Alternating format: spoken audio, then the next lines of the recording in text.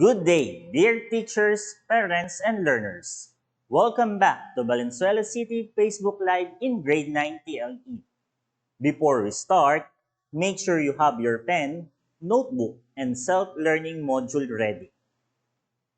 Today, we will discuss on how to assess personal entrepreneurial competencies. And at the end of our discussion, you should be able to identify job opportunities through customers' needs and wants and market analysis. Create a profile of popular fast food restaurants, company and its owner, and provide the traits, skills that they possess, and analyze the importance of using text according to your business or career choice.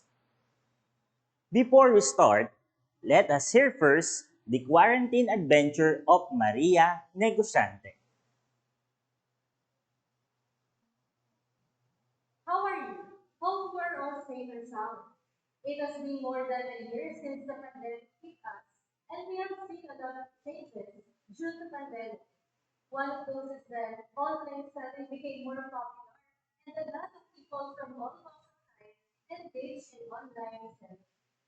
Last night, I happened to watch an inspiring story of a person who succeeded in online selling despite all the challenges that came along his way. I also want to try online selling. But the question is, what are the things that I need to consider for me to become a successful entrepreneur?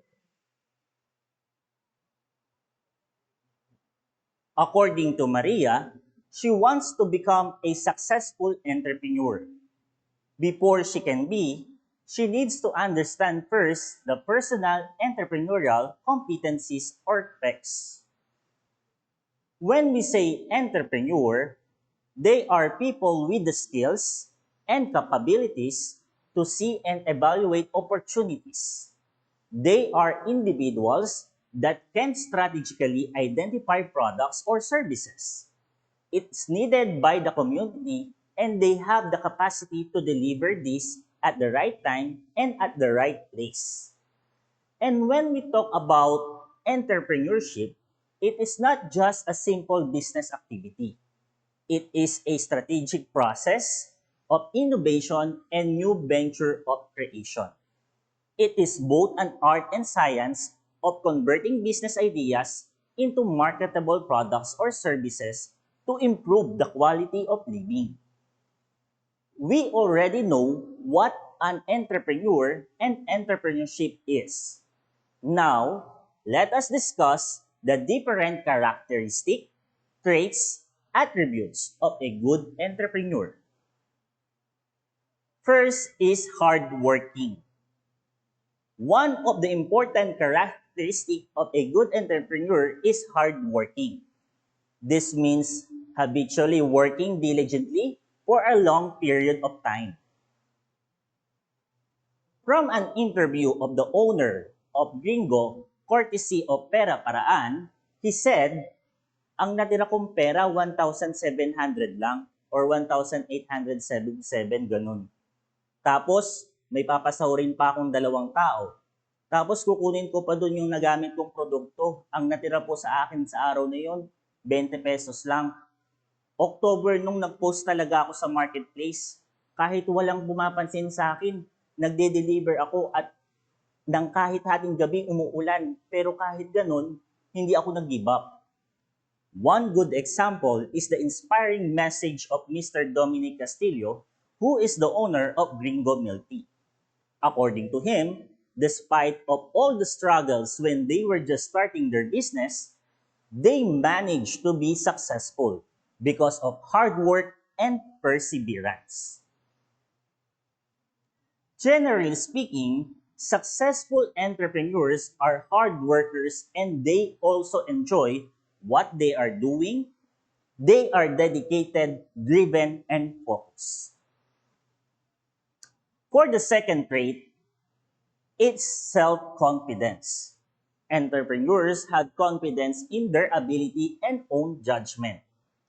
By having confidence, you will know that you are capable of achieving your goals that failure doesn't make you a failure and that others will want to buy what you are selling.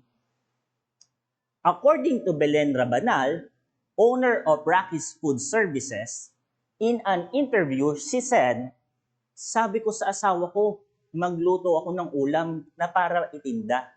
Nung una, ayaw ako payagan. Sabi niya, sigurado daw ba ako sa gagawin ko? Sabi ko naman, ako ang bahala. May awa ang Diyos. Pasasaan pa, lalago din ang negosyo natin." Truly, that one good characteristic of a good entrepreneur is by having some courage and positive attitude to be able to start a business. Now, let us have the third characteristic of a good entrepreneur. Discipline. Successful entrepreneurs always stick to the plan and find the temptation to do what it is important. If you are a disciplined entrepreneur, you are also a goal-oriented. Entrepreneurs which you must know exactly what you want to achieve to become successful. Quoted from an interview of owner of Rosalie's Kakanin, talagang iniisip kong makatulong sa magulang ko kasi alam kong mahirap ang buhay noon. Bata pa po ako, dala-dala ko yung bilaon na may lamang kutsinta at turon. Lahat ng bahay inaalok ko para bumili sa akin ng tinda, para makatulong ako at makahon kami sa buhay. It is really a good thing that in putting up a business, you should focus on your main goal, and that is to be successful, despite of all challenges that may arise in the future. Next is being committed. A good entrepreneur accepts full responsibility for being in his or her business. A good entrepreneur must be committed whatever happens. He or she must have a mindset and solid dedication to make the business successful. According to an interview of Rica Peñalosa, owner of Baxilog, she said, "Nag-start ako noong 2006. Nagkakariton lang ako sa may gilid ng Lasal. Ang puhunan ko noon, 20,000 pesos. Ang laman ng kariton ko, bacon, putlong, hotdog, egg, tubig. May dala din akong gasol na maliit kasi doon ako nagsasain. Ang pinakamahirap noon yung magkaroon ng hulihan. Tapos matatapon yung paninda mo. Buti na lang hindi sumabog yung gasol. Tiniis ko lahat iyon dahil gusto ko may marating din ako sa buhay." According to her, once you have started a business, you must be dedicated and your focus must be on your goal in order to be successful. Another characteristic is the ability to accept change. Nothing is permanent in business. Changes occur frequently. When you own a business, you should cope up and thrive on changes. Capitalize on positive changes to make your business grow. From an interview of Ryan Morales Reyes, content creator and owner of More Chicken Products, he said, "Gaya ng ibang negosyante na apektuhan din kami ng pandemic. Pansamantala, nagsarado ang aming chicken product services. Doon ko naisipang mag-vlog, pero hindi ko naman pinlano. Sabi ko, try ko mag-vlog for 1 month. Hanggang pwede na ulit magnegosyo. Bago dumating yung isang buwan na yon, parang mas viable ng option na yung vlogging. Nowadays, amid the pandemic that we are facing, a good entrepreneur must know how to adapt to any changes, wherein he can use it to improve the business." Next is being creative. An entrepreneur should be creative and innovative to stay in the business and to have the edge over the other competitors. An entrepreneur must have to create some inventive ideas and make the entrepreneurial process a big success. Creativity allows the business to devise some interesting strategies and give advantage to the entrepreneurs. Alvin Bernales, the owner of House Bulalugaw, he said, yung pinanglulugaw ko noon, mga buto-buto. One time may natirang mga laman at litid sa buto-buto, yung nagluto ako ng nilaga ng hinayang ako. So hinalo ko sa lugaw. Nasarapan ako yung lasa. Kasi nung nilaga lang eh. So naisip ko kung paano, kung mas isasarap pa yung lugaw ko. Paano kaya kung bulalo ito? Oo nga no, naisip ko yun eh. Bulalo, bulalugaw.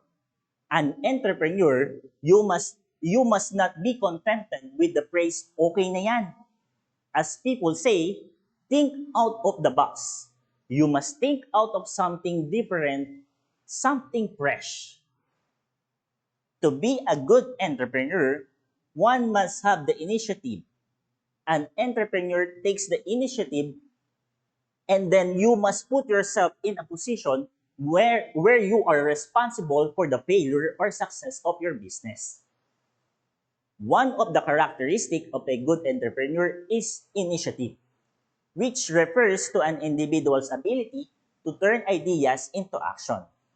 It involves creativity, innovation, and risk-taking, as well as the ability to plan and manage projects to achieve the objective.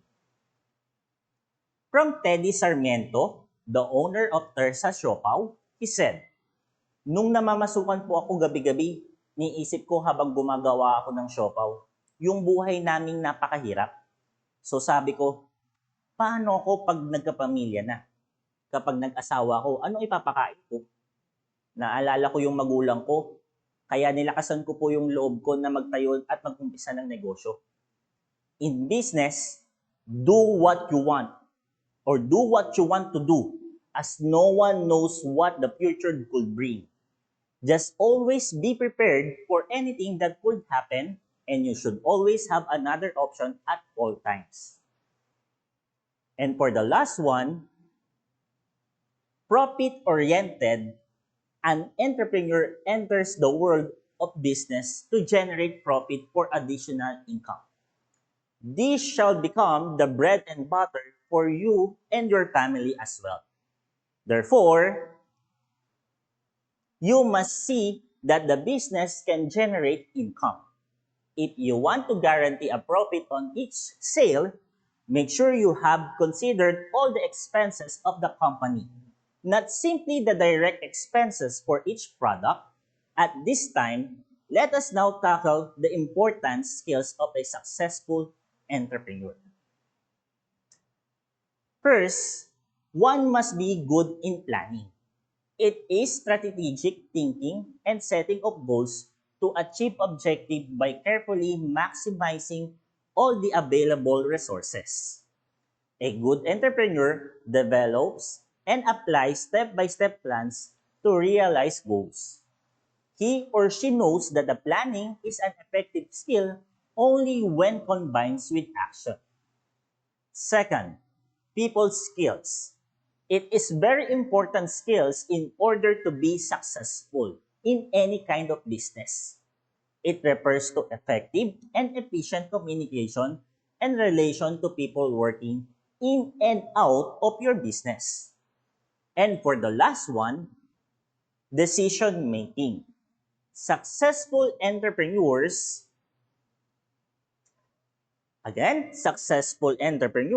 can think quickly and make a wise decision towards predetermined set objectives. A good entrepreneur must have the ability to make wise decisions, and as well as it is important skills that he or she should possess. With that, let us now have our activity for today, entitled Let's React. In this activity, you will just click the react button that corresponds to your answer. I will give you 10 seconds to tap your answer.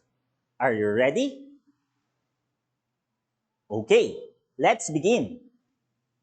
For number 1, which of the following is not considered as a characteristic of an entrepreneur?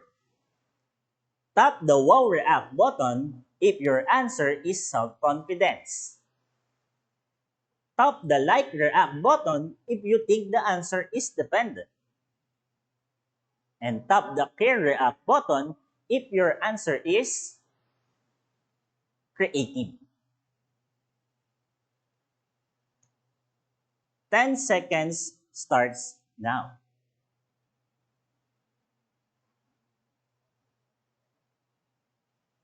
Okay, time's up. The answer is the Like React button or dependent. Question number 2. Fiona tells Mary, her best friend, that she has a strong will and does not give up to find a solution to a business. What pecs has been demonstrated by Miss Mary? Does she demonstrate hardworking, creativity, or risk-taking? Tap the React button now.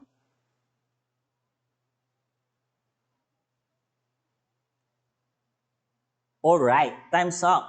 The right answer is Wow React button. You are correct. For the last one, Mrs. Arena allows the advice of a friend to be flexible, especially if she needs to open a retail business. What pecs has been demonstrated by Miss Arena? Tap the React button now.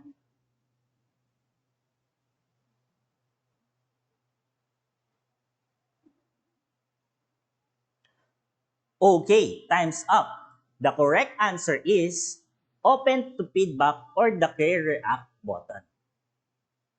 If you got it all correctly, give yourself a round of applause. Alright, can you tell us what you have learned today? Comment down below and use the hashtag I am an entrepreneur.